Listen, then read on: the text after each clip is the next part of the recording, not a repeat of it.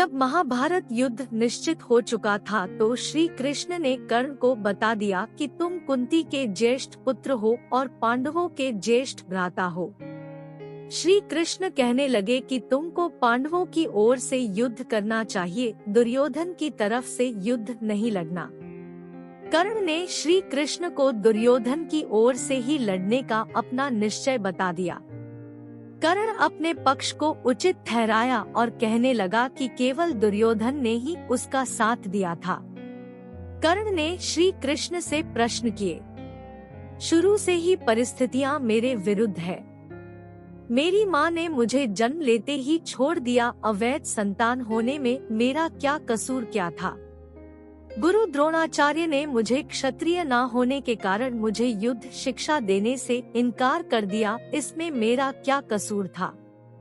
द्रौपदी ने मुझे भरी सभा में अपमानित किया क्योंकि मैं राजघराने से संबंध नहीं रखता था, इसमें मेरा क्या कसूर था?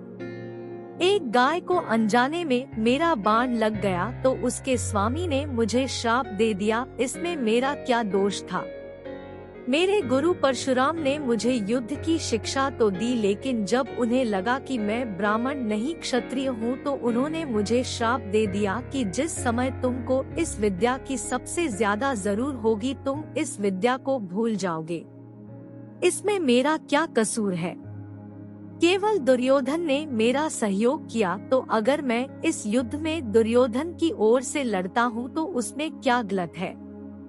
श्री कृष्ण ने कर्ण को उत्तर दिया और बताया कि उसका निर्णय क्यों गलत है। श्री कृष्ण ने उत्तर दिया कि कर्ण, तुमने अपनी विपरीत परिस्थितियों के कारण दुर्योधन का साथ देना उचित लग रहा है, लेकिन परिस्थितियां तो मेरी भी कभी अनुकूल नहीं रही। मेरे जन्म से पहले मेरे माता पिता जेल में थे, इसलिए मेरा जन्म कारावास में हुआ। जन्म लेते कंस मुझे मारने की प्रतीक्षा कर रहा था, इसलिए उसी रात मुझे अपने माता पिता से दूर गोकुल में पहुंचा दिया गया। कर्ण, तुम खड्ग, रथ, घोड़े, धनुष बाण की आवाज सुनकर बड़े हुए, लेकिन मेरा बचपन गौशाला, गाय और ग्वालों के बीच बीता। मुझ पर कंस के भेजे गए राक्षसों द्वारा प्राणघाती हमले हुए। जिन माता पिता ने मेरा पालन पोषण किया, मुझे उन्हें छोड़कर आना पड़ा। मुझे जरासंध के कारण मथुरा छोड़कर द्वारिकापुरी बसना पड़ा, जिस कारण मुझे रणछोड़ नाम दिया गया। कर्ण, तुमने अपनी पसंद से विवाह किया, लेकिन मैं जिसे प्रेम करता था वह मुझे नहीं मिली। मुझे उन कन्याओं से विवाह करना पड़ा जिन्हें मैंने राक्षसों से बचाया था।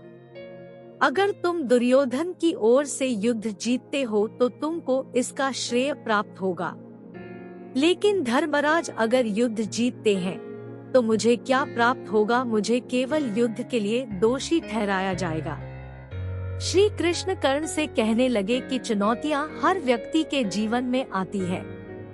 कर्ण, तुम जानते हो कि सत्य किसके साथ है।